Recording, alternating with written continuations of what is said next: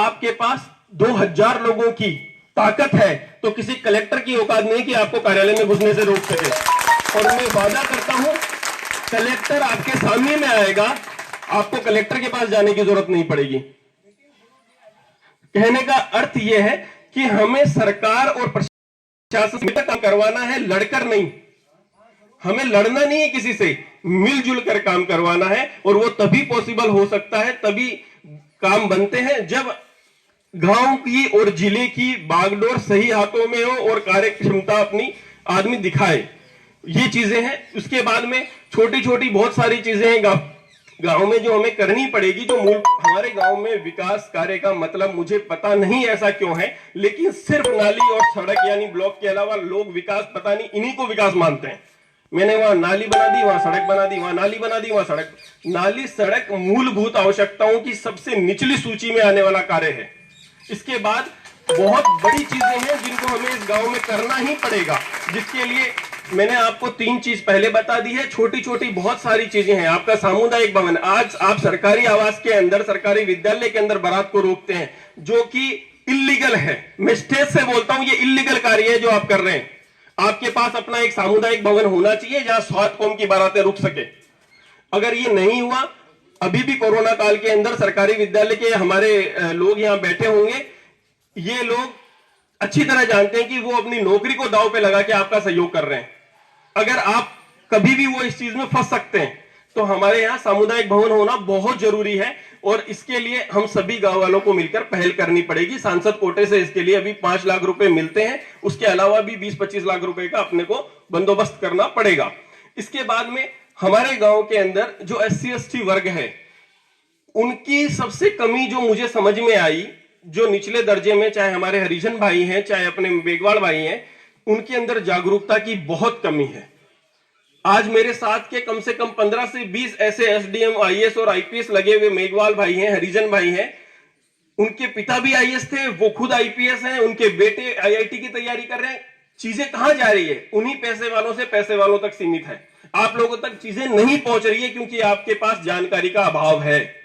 न तो आपके पास शिक्षा है, न आपके पास जानकारी है। अगर शिक्षा और जानकारी का अभाव होगा तो आप लोग आगे नहीं बढ़ पाओगे। तो आपको सही समय पर सही चीजों की जानकारी देना एक प्रतिनिधि का दायित्व है कि फलानी जगह पर ये भर्ती आई है, आप सीकर जाइए, आप झुंझुनू जाइए, जोधपुर जाइए, यहां से आप लेटर हेड पे लिख के दीजिए कि ग्राम पंचायत के थ्रू आपको वहां भेजा गया है। इससे हो सकता है अगर 1 भाई 2 भाई को भी नौकरी मिलती है तो हमारा जीवन सफल है। तीसरी चीज, हमारे गांव के अंदर एक बहुत बड़ा जो कमी है वो है खेल का मैदान। क्यों? इसका मैं कंपैरिजन आपको कर देता हूं। आपके ही नजदीकी गांव दुजोद के अंदर सन 1994 से पहले ही खेल का मैदान बन चुका था। आज उस खेल के मैदान से आप दुजोद में अपने रिश्तेदारों से पूछ सकते हैं, वो खुद बताते हैं कि 700 से ज्यादा युवा सरकारी नौकरियों में अगर पहुंचे तो उस खेल की मैदान की वजह से पहुंचे, बास्केटबॉल की वजह से पहुंचे। हमारे दुजोद के अंदर ओलंपिक्स खेलने वाले लोग भी हैं और राष्ट्रीय स्तर से लेकर निचले स्तर तक खेलने वाले खिलाड़ी भी हैं। स्पोर्ट्स कोटा आता है, खाली चला जाता है, पता ही नहीं चलता। शूटिंग से लेके शूटिंग, टेबल टेनिस, ये ऐसे ऐसे गेम है जिनको लोगों को पता नहीं है, इनका कोटा खाली रहता है। मेरे यहाँ पे एक भाई से बात हुई थी, अजय सेन के नाम से, वो तैयारी करना चाह रहे थे। मैंने उनको भी इसी तरीके से गाइड किया कि देहरादून के अंदर जसपाल राणा जो ओलंपिक चैंपियन है, उनके वहां उनको भेजकर हम बहुत कम लागत के अंदर उनको शूटिंग चैंपियनशिप का कोर्स करवा सकते हैं, जिससे वो आगे आर्मी और अन्य भर्तियों में जा सके। तो इस तरह की चीजों को करने के लिए हमारे पास पद का होना बहुत जरूरी है।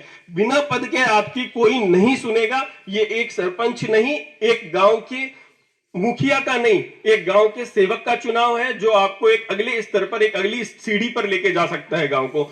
इसलिए मेरा मानना यह है कि कुछ विकास कार्य जो मैंने आपको बताया, ये बहुत छोटी चीजें हैं, ये पूरी चीजें नहीं है, ये तो एक शुरुआत है। हो सकता है आने वाले समय के अंदर इससे बेहतर कार्य आपको देखने को मिले। सबसे बड़ी समस्या गांव की है पानी की समस्या। जैसे ही मुझे इस बारे में सारी जानकारी मैंने जुटाई और पता करवाया, सर्वे करवाया, गांव के अंदर हमारे दातारामगढ़ से ANJN आए, उन्होंने सर्वे किया, जिनमें 3 ट्यूबवेल अपने गांव में बनी हुई थी। उन 3 ट्यूबवेलों के सर्वे में ये निकल कर आया कि 2 ट्यूबवेलें पूर्णतः बंद हो चुकी है। एक ट्यूबवेल के अंदर अगले 6 महीने का पानी है, उसके बाद में वो भी बंद हो जाएगी। फिर अपन पानी के लिए क्या करेंगे? इसके लिए जरूरत है हमें नई ट्यूबवेल की व्यवस्था की। इसके लिए दातारामगढ़ से लेकर Jaipur engineer, chief engineer Jaipur office तक मैंने कम से कम 13 चक्कर अब तक काट चुका हूं।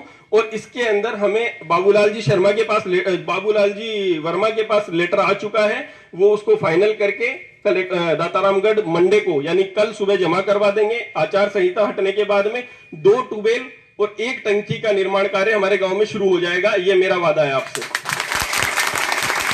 इसके बाद में ये बहुत बड़ी चीज नहीं है, ये शुरुआत है, क्योंकि आपकी ट्यूबवेलों में पानी ज्यादा दिन रहने वाला नहीं है। कारण यह है कि आपका जल स्तर बहुत गिर चुका है यहाँ का।